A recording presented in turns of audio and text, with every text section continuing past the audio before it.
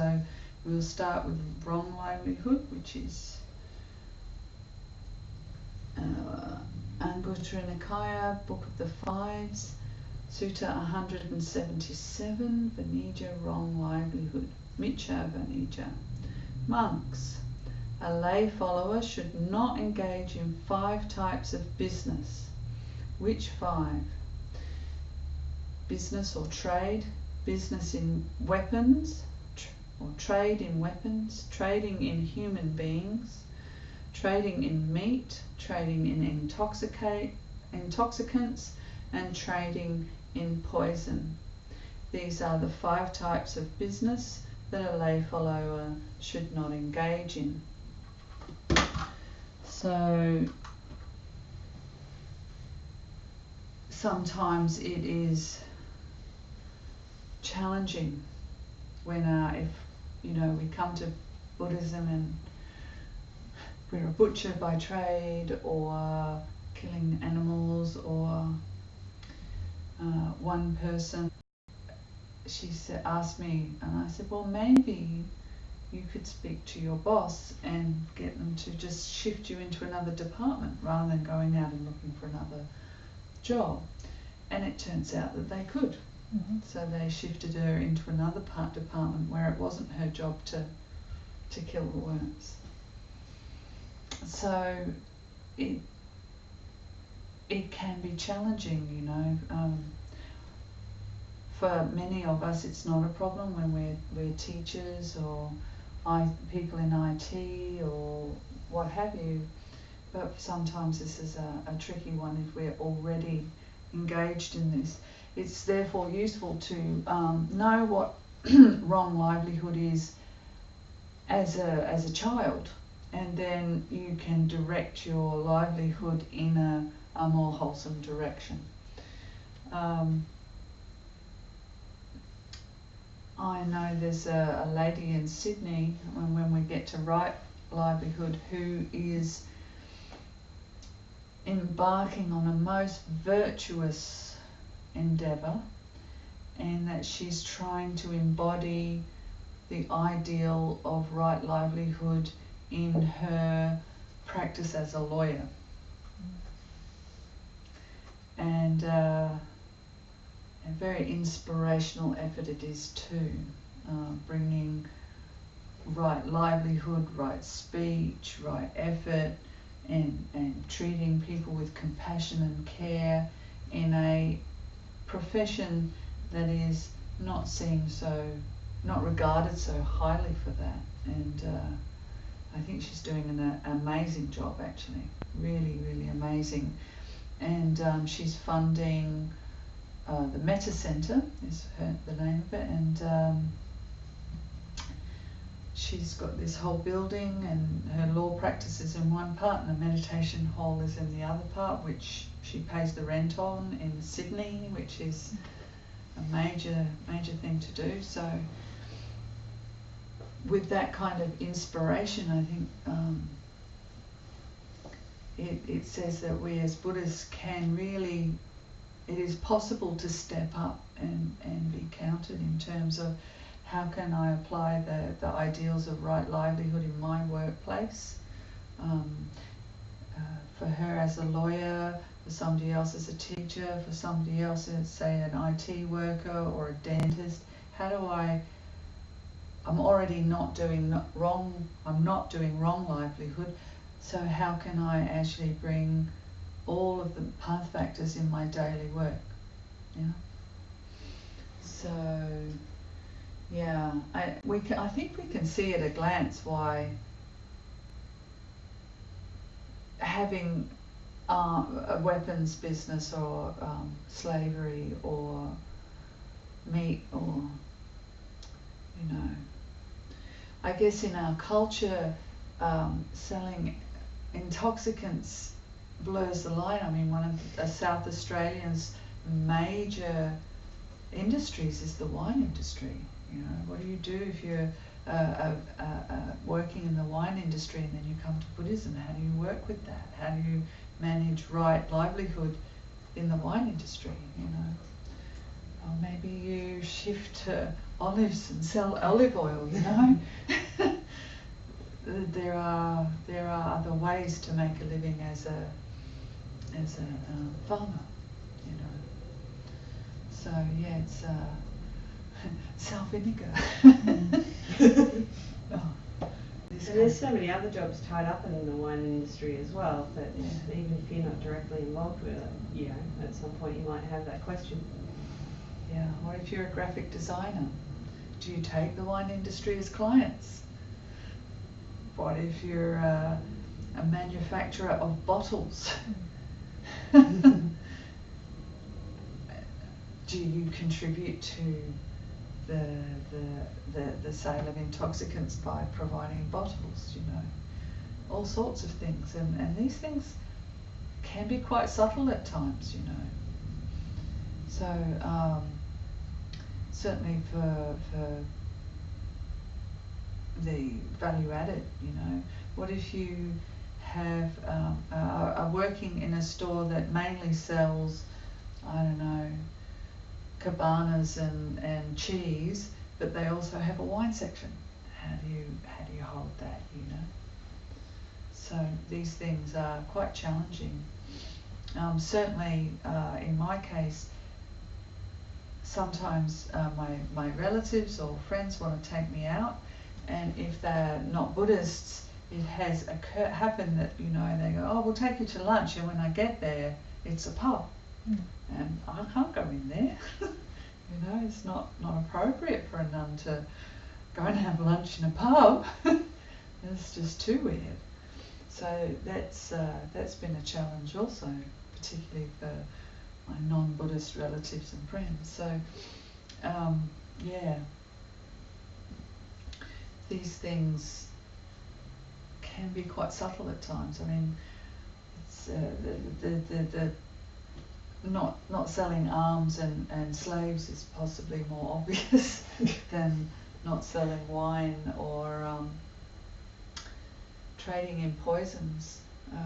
What if you work in a garden shop? Do we sell snail bait, weed killer? How do we hold that? How do we work with that when, you know, we want to work in a garden shop, which is generally a beautiful place to work, you know, a wholesome place, and the customer comes up and wants to buy a snail bait? How do we hold that, you know, because that's trading in poisons, you know. So yeah, these things can be kind of interesting when we think about them and applying them in our lives. So now it's time for other people to comment. Any comments or? So being a teacher, you've got a pretty good livelihood. Yeah. You're giving yourself a bit of a pat on the back right now. Yeah. I don't usually ask people's livelihood. I've never asked you what you do, Cornelius. I work in a bank. How do you apply right livelihood in a bank then, in terms of being honest and truthful and all those kinds of things? Doing the right things for the customers. Yeah. As opposed to, I've got this target to meet, I need to do this and do that, but to the customer, does the customer really need it? Does it help the customer to make them better off? If not, we shouldn't, just because we've got targets. Yeah, well done. Really applying right livelihood in a banking environment is a beautiful and inspiring thing to do, and clearly can be done. Better and worse sometimes. It's a choice that we make, and I'm also lucky that my managers don't put so much pressure, because they also tend to agree that doing the right thing for the customer is important. But generally in the industry, there's a fair bit of pressure, especially if you've got a manager who drives numbers. Every week you've just got numbers thrown at you, and it can be quite daunting. Well, I'm glad you've got a manager who understands and appreciates bringing, you know, right right effort, right livelihood into the workplace, and probably in the long run it does your business better anyway, because you get better relationships. He gets a lot of pressure from the district manager, and I can see that, and it's not a position that I'd want to be in. Yeah. But you know, if I go into a bank and people are actually nice to me and give me time to make my own decisions, I stick with that bank. The bank that I've been dealing with lately haven't been very helpful, and I'm leaving that bank. Wow. So, we'll talk later. Well, our organisation is changing banks because they haven't been at all helpful. So yeah, it's a minute of decision. Yes. Ooh, this one's interesting. Book of the Fours. Yeah, it really is. I'd never seen this one before, and I was looking at Livelihood in the index for the Anguttara Nikaya, and I was like, this looks like a really interesting sutta. Yeah, okay. Well, let's read it, and at the end of each paragraph, maybe have a reflection on it. Then Venerable Sariputta went to the Blessed One, and on arrival, having bowed down to him, I'll wait for you to get up. So anyone who's playing at home, it's Anguttara Nikaya 479, which is either called Trade if you're at the Bhikkhu Bodhi version, or if you're on Sutta Central. Sorry, it's called Trade on Sutta Central and Business in the Bhikkhu Bodhi version. And Vanija if you're looking in the Pali. Yes. And if you're doing Pali Primer, that's a word in lesson 2, as we just discovered. Lesson 2 Pali Primer. And the translation there for Vanija is merchant.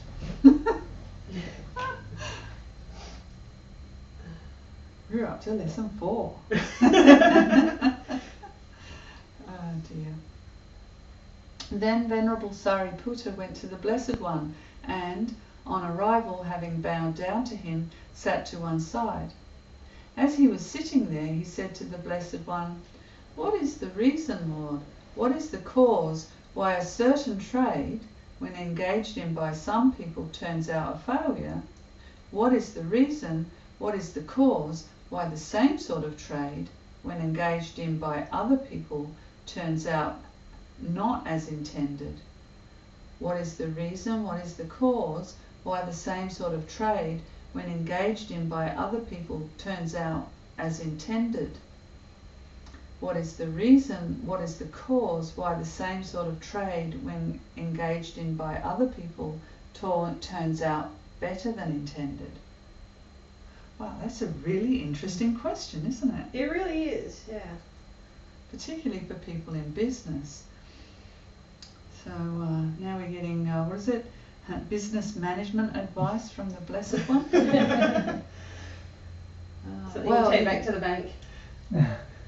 Actually, elsewhere he gives dieting advice too. Yeah, to the king, no less.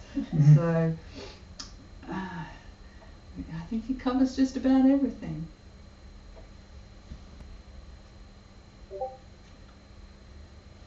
Oh.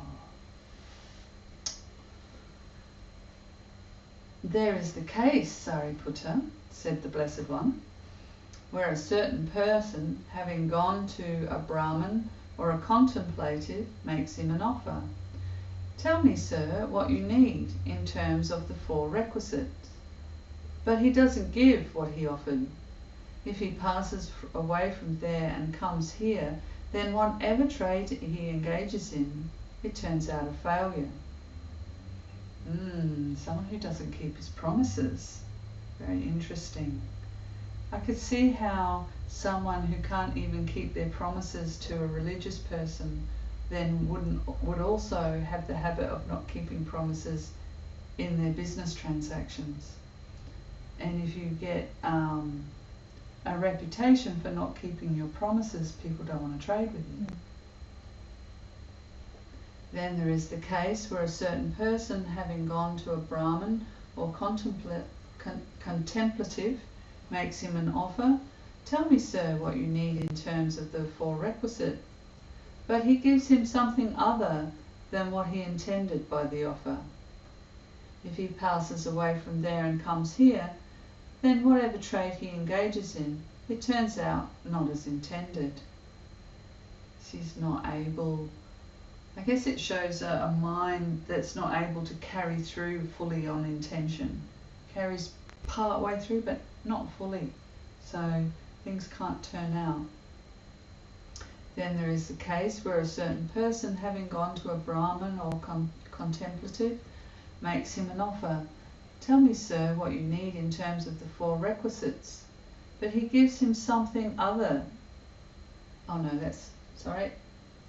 And he gives him what he intended by the offer. If he passes away from there and comes here, then whatever trade he engages in, it turns out as intended. He's able to follow through on his promises, keep his promises and follow through on them. Then there is the case where a certain person, having gone to a Brahmin or contemplative, makes him an offer. "Tell me, sir, what you need in terms of the four requisites." He gives him more than what he intended by the offer. If he passes away from there and comes here, then whatever trade he engages in, it turns out better than intended. This is the reason, Sariputta, this is the cause why a certain trade, when engaged in by some people, turns out a failure, why the same sort of a trade turns out not as intended, and for some people turns out as intended, and when engaged in by other people turns out better than intended. So, comments? It's a bit like you reap what you sow. Whatever you give up comes back to you. Yeah. Like the wonderful Australian saying of what goes around comes around. What you put out, that's what comes back.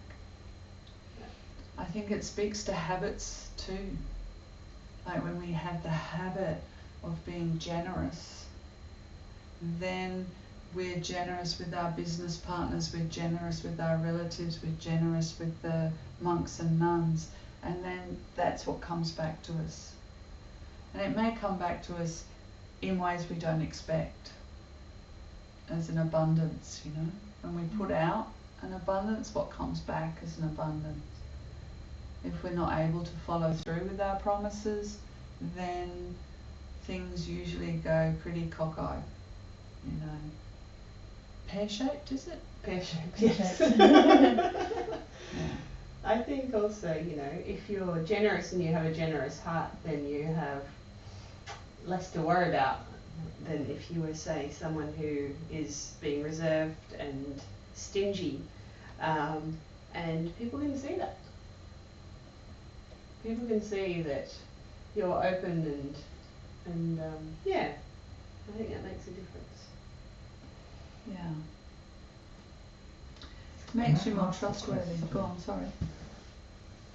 In Buddhism and karma, and then we talk about the same, what goes round comes round. When this is something that sometimes is not so easy to point out to other people when we see it, but we just hope that when they go through life's painful experiences that they can maybe learn from it, hopefully learn from it.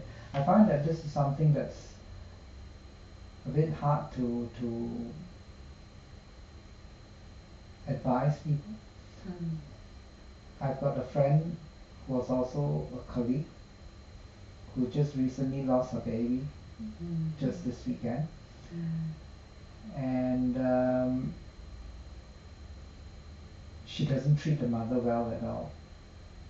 She doesn't abuse the mother, but not respectful. Especially coming from someone from an Asian culture. And I actually messaged her after she had the baby because the baby had some heart problem even before birth. But after she delivered the baby and it's not been easy, I texted her and told her that I think your mom is trying her best to do what she can for you, just as I believe you're trying your best to do what you can for the baby. I was just trying to advise her that, things always come back. Yeah. But yeah, these couple of days we just feel for her and pray that she can have a bit more understanding after this experience. I mean, it's a good thing that the baby didn't make it because he has multiple holes in the heart, so his life would be very demanding on the parents. Yeah. It's a difficult time. I mean, the good thing is she didn't make the decision to abort, because when she first told me about this, she had like 1 week to decide whether to keep or abort, and she couldn't bring herself to abort. And I think it's a good thing, because who are we to decide? At least she then doesn't have to have that regret and guilt over that, and she allowed things to happen naturally. To lose a child is a very difficult time. I think the baby was 2 months. The baby was born premature, but born about 2 months ago. I think it's also important to acknowledge people that this is a time of great suffering for her.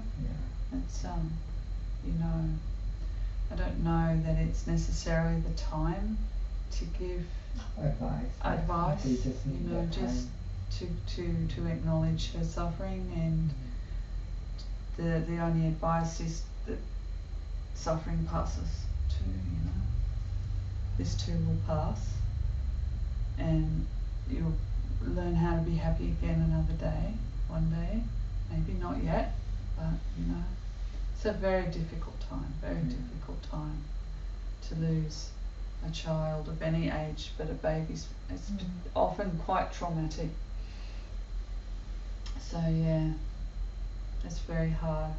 I think of a simile that Ajahn Brahm gives sometimes about the trees in the storm, and sometimes you go out and you walk around and you'll see the little baby leaves on the ground, and sometimes the old leaves will still be just hanging up there no matter how withered they are, and you'll see young leaves and old leaves, and the wind just blows through them all sometimes, and sometimes you see the greenest of shoots just sitting on the ground. So sometimes it's not karma, it's just the wind that's blowing through the trees. It's just something that happens. There's I used to look at cemeteries. I used to visit cemeteries, and particularly old cemeteries, and read the headstones and look at the ages of people. And it's particularly strong in old cemeteries, but in all cemeteries what you notice is that every age is represented, which is like the simile of the leaves. When you look through a cemetery, it's not all old people. There are old people, middle-aged people, young people, children and babies. In every cemetery is every age represented. And the older the cemetery, the greater the proportion of infants and children. It's not so very long ago that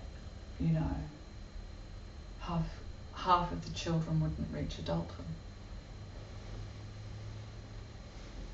In a family of four, maybe four children, maybe two would reach adulthood.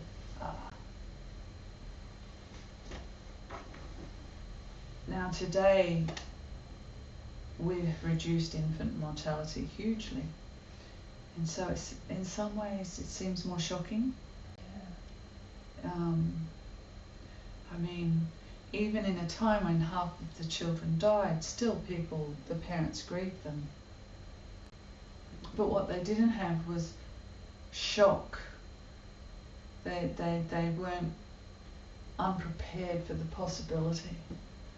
Whereas these days we're often unprepared for the possibility that an infant or a child might die. Hopefully with the child having had diagnosed problems from whilst in the womb, they were at least prepared for that eventuality. Yeah. But death comes as such a shock to many of us, you know. It's a funny thing, you know, we make all these plans and preparations, not funny but strange things. We make all these plans and preparations for things that may or may not happen. And the thing that is 100% guaranteed, we don't like to think about at all, there is 0 chance of reaching 300 years old. Nobody gets to being 300 years old. There's 0 chance of that. And you don't want to. You want the quality of life. Nobody reaches 150 even, right? I think the oldest woman who died recently was 126.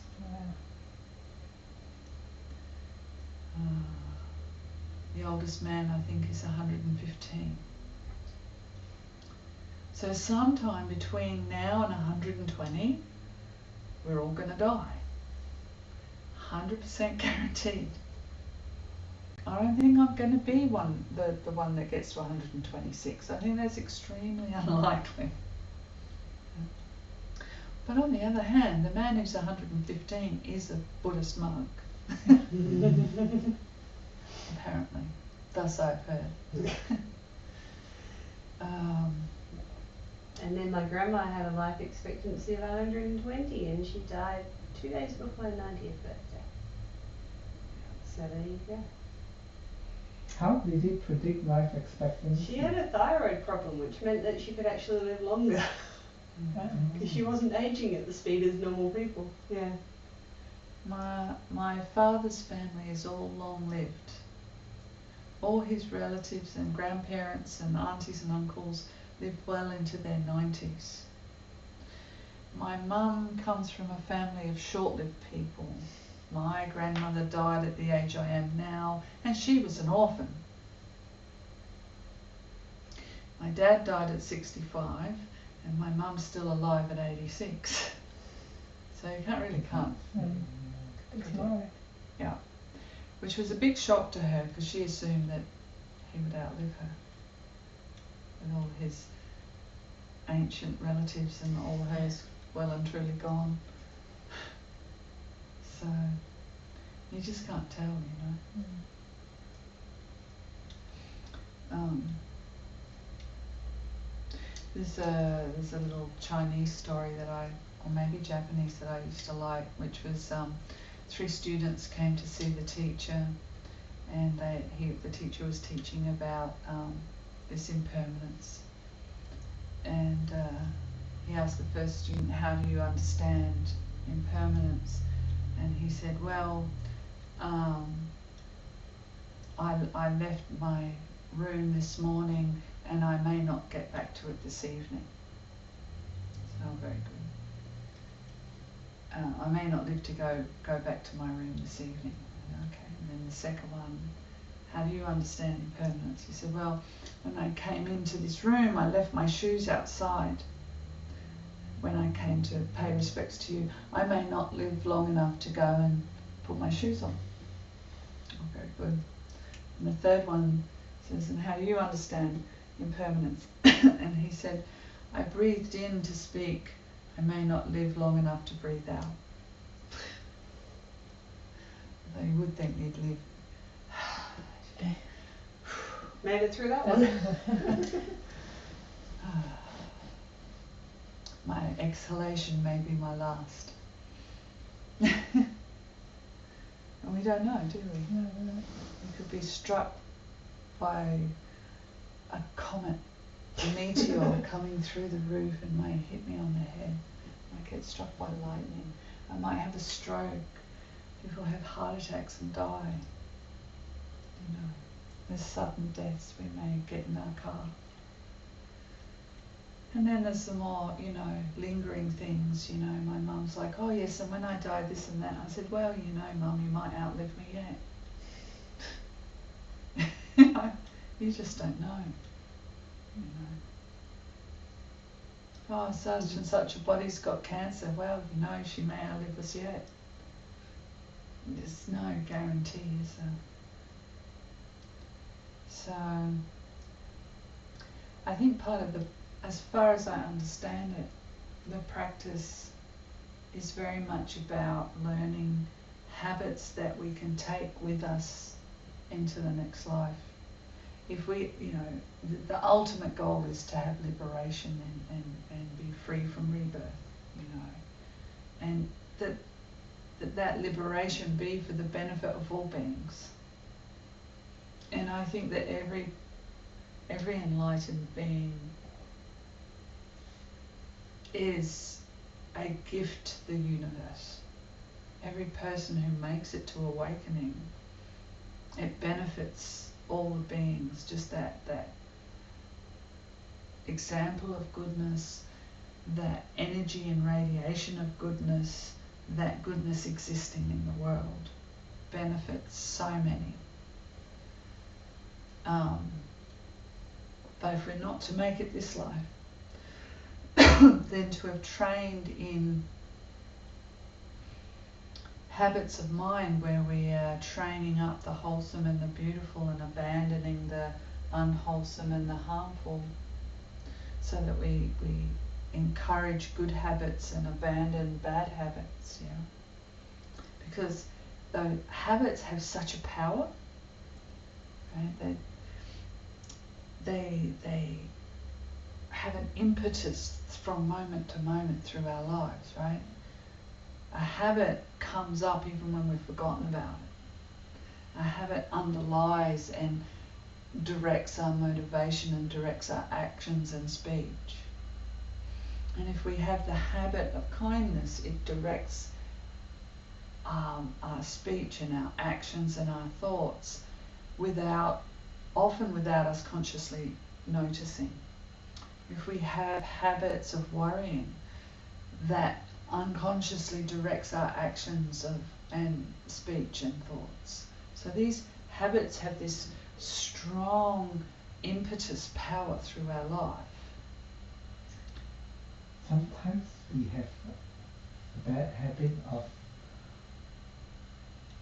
not talking so kindly to the people closest to us. Yes. We observe that. As if that's okay somehow. It's a bad habit that is not so easy to... It's really hard to break. Yeah. Because you think, oh, they'll love me anyway, or something.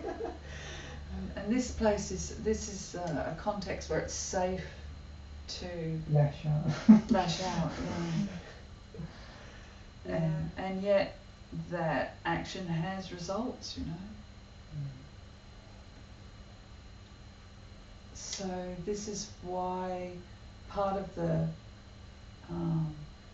one of the ones we'll come to soon will be right effort, and the 4 right efforts of building up the good habits and abandoning the bad habits, abandoning what's harmful and developing what's beneficial, because that's also what we take into the next life, you know. It's because those habits have power to have an impetus into the next life, you know. And habits condition so much of what we do and say is conditioned by habits.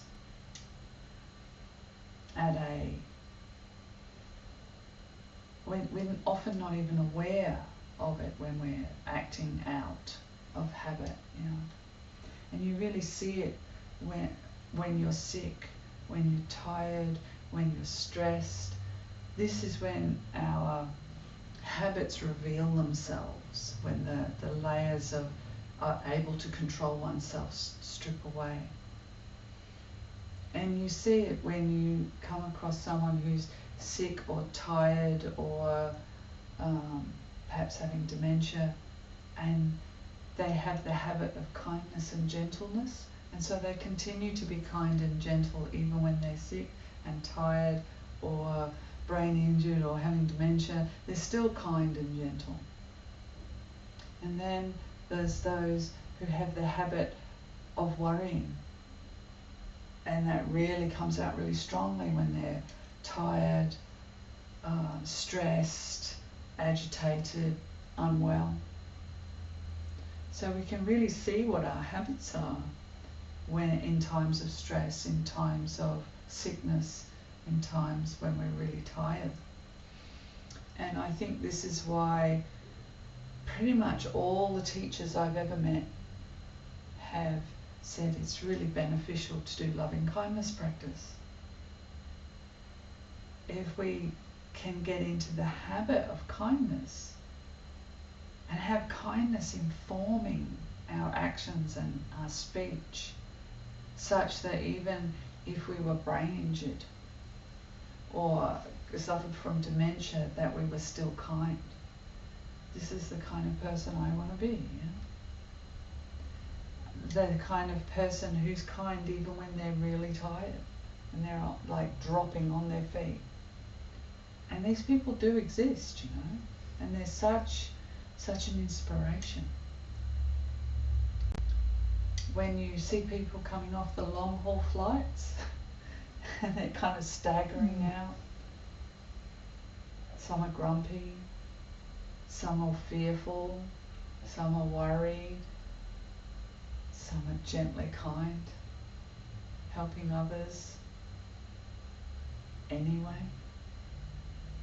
So this is how I understand that real right livelihood, right action, right speech is when it's such a deeply ingrained habit that even when our conscious control abandons us, that still the force of habit carries us along. But in order to develop a habit, we have to practice it. And this is why the Eightfold Path isn't all meditation. So meditation is really important, don't get me wrong. Meditation is really important because during meditation we have the space to see what our habits are, to intensively develop new habits of stillness, of kindness. So if we were doing loving kindness practice, really building up that feeling of kindness in our heart. Or if we're doing, say, breath meditation, building up that stillness, tranquility, which leads to equanimity. So the meditation practice is really important for both seeing the unwholesome so that we can know that it's unwholesome and abandon it. If we don't know what it is, if we haven't seen it within ourselves, we can't abandon it. And for developing and bringing up these wholesome qualities and calling them up perhaps where they were perhaps weak and feeble in ourselves, you know, and intentionally ramping them up.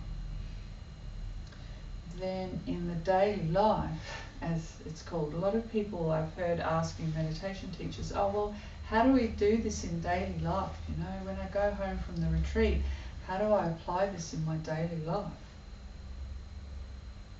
Well, as far as I understand it, that's the Eightfold Path, where moment to moment in everything we do, we try and bring right speech to our interactions with people. We try and bring right action to what we do in the world, right livelihood.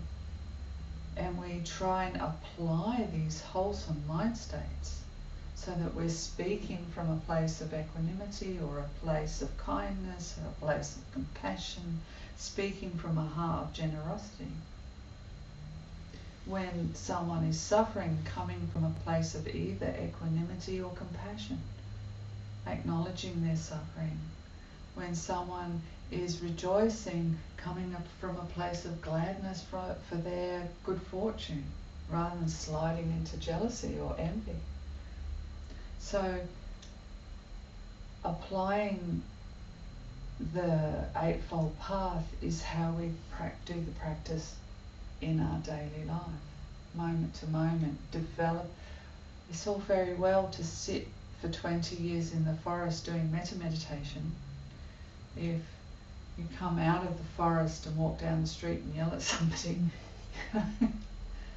so whether it's 20 years or 20 minutes, you know, how we apply that practice when we talk to people, when we interact with people, when people act in ways that are not what we would like.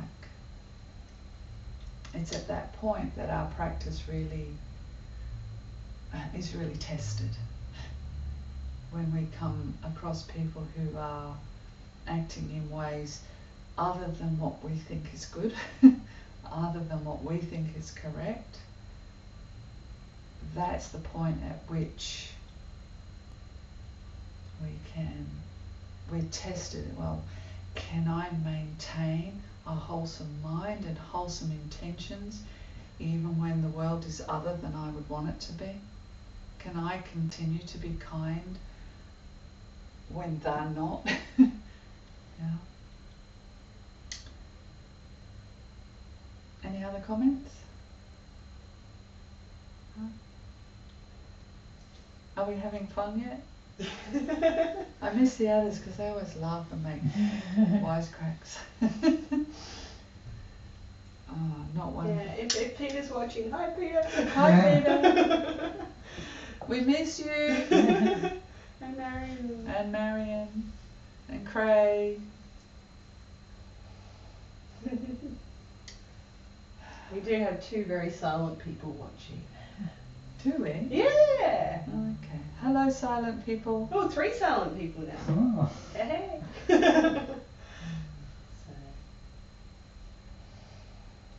I think Livelihood is one of those places where you can really put your practice to the test.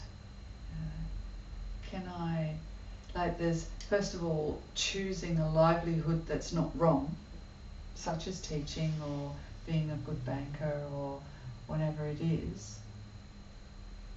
And then in the day-to-day, maintaining that kindness, that gentleness, that compassion and strength with it, you know. Because one of the great, it's amazing how the king of lies gets around in the world, you know. And one of the great lies is that to be kind is to be weak. And it's such a lie. Because true kindness is incredibly strong. Where do you draw the line by not letting people take advantage of you? That's when you say kindness is weak. This is the other side of looking at it, that when you're too kind, people often take advantage of you. Yeah. That's a very common question. So what I have to ask is, what do you mean? I wanted to ask this question back. What do you mean by taking advantage? Overextending your hospitality. Right. So real kindness is not appeasement. Okay? So there's like tough love. Mm-hmm. Sometimes it's kinder to say no than to say yes. True kindness is looking for the maximum benefit for yourself and for others. To let people get away with bad behavior is not in their best interest and is not actually an act of kindness. Okay. But it also depends on circumstances. Of If course. the bad behavior is in your house, then yes, this is my house, certain behavior is not accepted, but you're in a third party house, then No, I'm talking about in terms of taking advantage. I'm keeping to that, right? right. So in terms of taken advantage of your kindness, right? So there's a couple of things. First of all, when you give, you have to be clear whether you're giving a gift or you're entering into a transaction. Okay? So a gift is, I give this to you, I have chosen how much I want to give, and I give this much and no more. This is what I will give, and I have no strings on that gift. If you then take that gift and throw it straight in the bin, that's up to you, right? That's a gift. You do with that gift what you choose to do with that gift. It'd be nice if you honoured me by being, using that gift well, but if you don't, I have no attachment to what you do. A transaction is, I give to you and I have expectations about how you should behave in return. I'm giving to you and I expect you to behave in a certain way in return. I expect you to do certain things for me in return. That's not a gift, that's a transaction. And most of our interactions as human beings are transactions, right? I'm kind to you, I expect you to be kind to me. That's a transaction, not a gift. A gift is, I'm kind to you even if you're not kind to me. Regardless of your behaviour, I will be kind. I will speak to you kindly. I will treat you kindly. I will treat you with respect and gentleness, regardless of your behaviour. However, I have chosen how much of my time and energy I will give, and I draw the line at that. Okay? This is how much I choose to give. And you don't get to demand more, because this is a freely given gift, and that's the beginning and end of it. Right? So I had a fellow ask me for some food. So I said, sure. He was hungry, I had food, so I made him a sandwich and gave it to him. He said, I don't like what's on this sandwich, I would like something else. I said, oh well, that may well be the case, but this is what I've got to give. So somebody else would have got upset that he was taking advantage of my gift by demanding something else. And I want a cake too. I don't want I don't want a ham sandwich, I want a steak sandwich. I said, steak sandwich isn't on the menu. Ham sandwich is on the menu, take it or leave it. Right? So I know where my boundaries are, I know what I'm prepared to give. I've given it to you, you can eat it or not eat it, that's up to you. Okay? So that's a fairly simple one.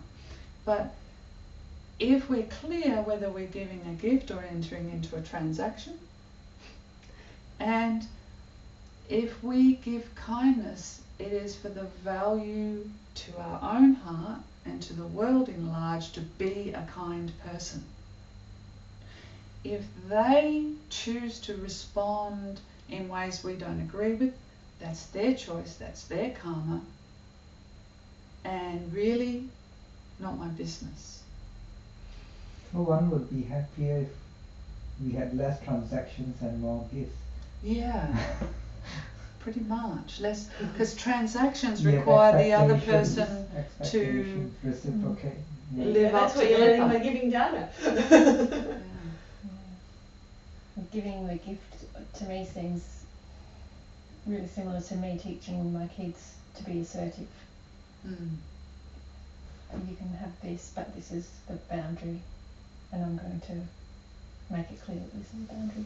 Yeah. And you're not actually acting, it's not a kindness to let them trespass over your boundaries. It's not a kindness to them. They don't learn what boundaries are.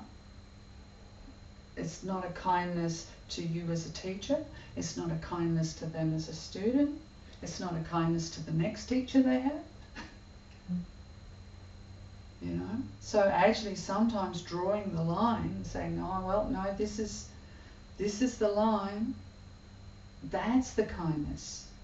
You're being kind. We all have a right and deserve to be kind to ourselves.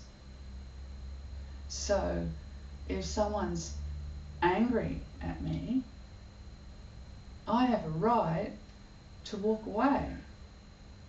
Right? I don't have the right to get angry back. That doesn't do me any good, that doesn't do them any good, it doesn't help at all. Right? But I also don't have to stand there and be a punching bag. Yeah? So the line is drawn. I choose to be kind, I choose to be gentle, I choose to be compassionate. Their behaviour is their choice. I read a really interesting line today which was, abuse is like a drink of liquor. It only affects you if you drink it. It only affects you if you take it. So abuse is like a glass of alcohol. It only affects you if you accept it. Right? If you don't accept that glass of alcohol, if you don't accept it and you don't drink it, it's not going to affect you. If you don't accept that abuse, if you don't take it on and allow it to enter into you, it doesn't affect you. It's their stuff and their problem.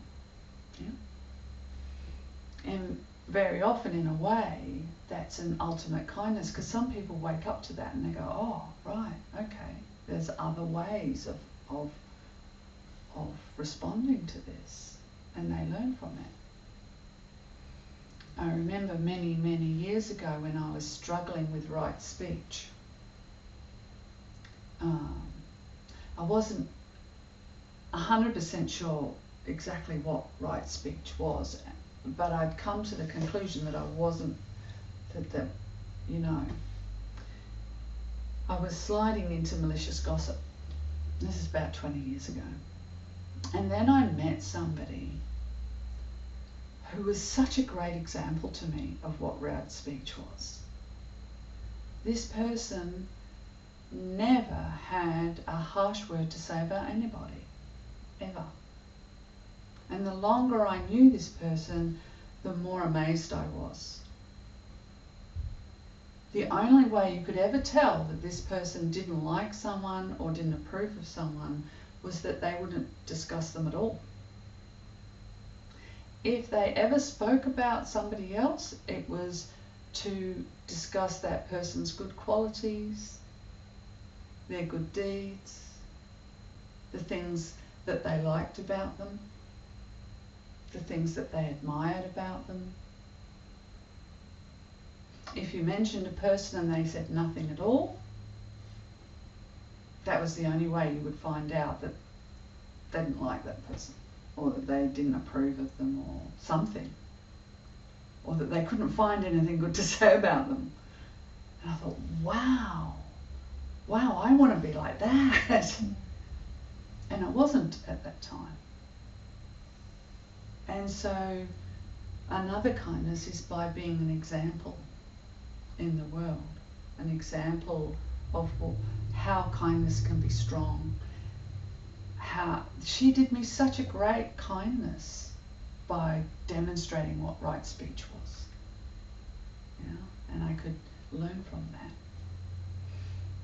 I could learn from someone else what kindness in the face of adversity was, where they just stayed kind, regardless of what anybody else did, regardless of how anyone else treated them. They continued to be kind, but never complained of being taken advantage of, because they would give what they wanted to give, and if they didn't want to give any more, they stopped. Right? You can't be taken advantage of if you don't do stuff you don't want to do, if you don't give stuff you don't want to give. You're living alone, that's possible. But you're living with someone else. You can't even know it's monks or none. Well, I don't know. I don't live alone. No, I you live don't with live two alone, other but no, people, you yeah. know. True, true. Right? Two other people who are very, very strong, have very strong opinions and completely different ways of being in the world, right? And yet I don't feel like anybody takes advantage of me. And yet I spend as much time as I can giving and being kind. But if I can't do something, I just say, no, I can't do that. Yeah? How is it that we can't say no, you know? Of course we can say no. We can say it gently, we can say it kindly. And it's a relief when you do. It's a relief. True. Yeah. It really is. It's like, you know, you don't even have to say it directly. You can fail to say yes. It's that great Asian tradition, right? Yeah. Yeah. I've learned that from some wonderful Malaysian friends I have who, when asked for something and they fail to say yes, I finally learned that that actually means no. A friend said when she asked the son something, if he has asked the wife, it means it's going to be a no. If it's a yes, you get a yes straight away. Yeah. So, you know, another friend of mine changes the subject. It's like, okay, well that was not a yes. Suddenly we're talking about something else altogether. How did that happen? Guess that's not a yes then. Got a question with children and boundaries.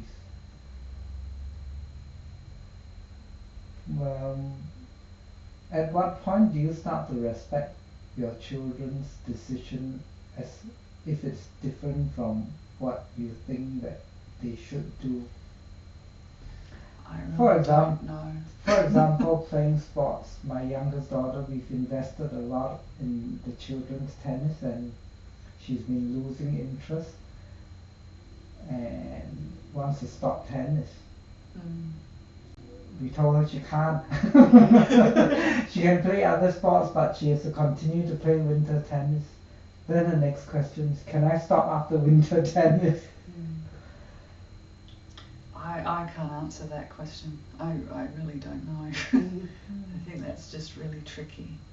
Because when you talk about boundaries, whose boundaries and where do you draw the line? It gets very blurry and... I would meditate on that if I was you.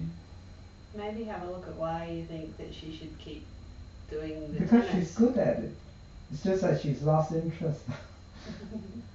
I would meditate on that. That's one of those where you need to actually put that question in your mind. It's not that you should sit there thinking it over and over, right? You sit there, you sit down, you pose the question, then let go of it, and then do your meditation and go into as deep a stillness without thinking as possible, right? So the determination at the beginning basically sets the question into your deeper self.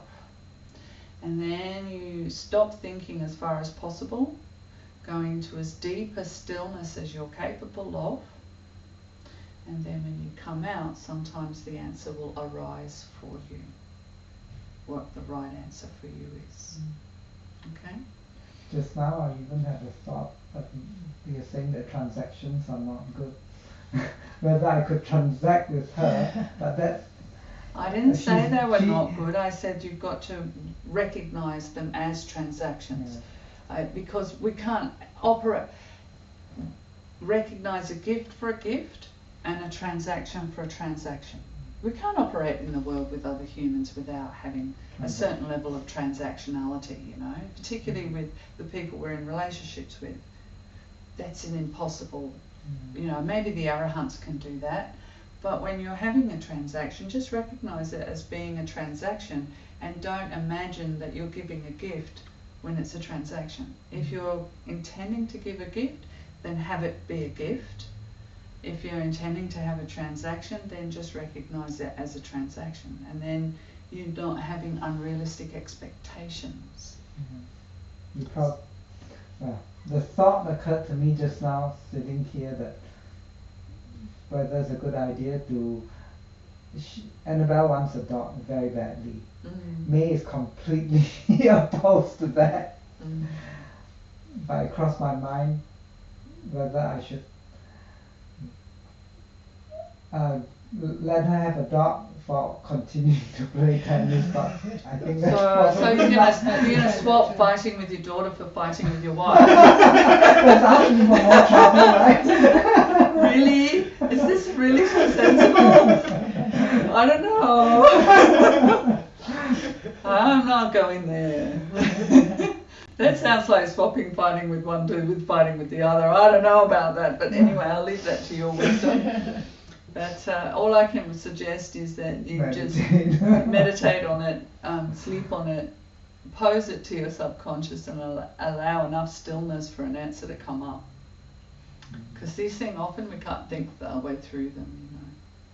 And you can look at, I guess, what's going to be the benefit for you, the benefit for her, and the benefit for both. Yeah.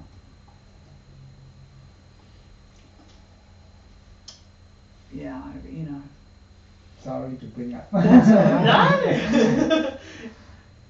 Well, I think it's 9:30 now, so I think it's time to bring the class to an end, and we will finish with an arahant.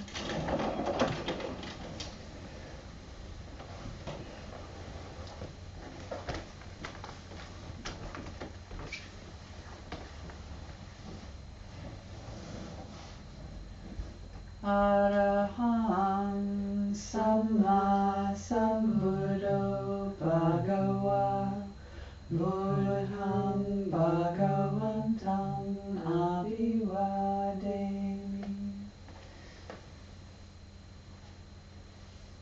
Svakato Bhagavata Dhammo Dhammang Namasami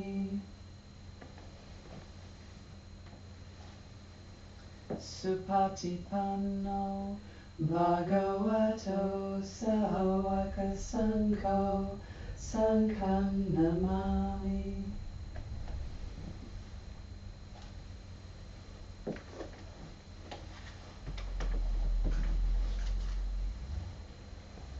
you be well and happy. May you be free from suffering. And may you have equanimity during times of trouble.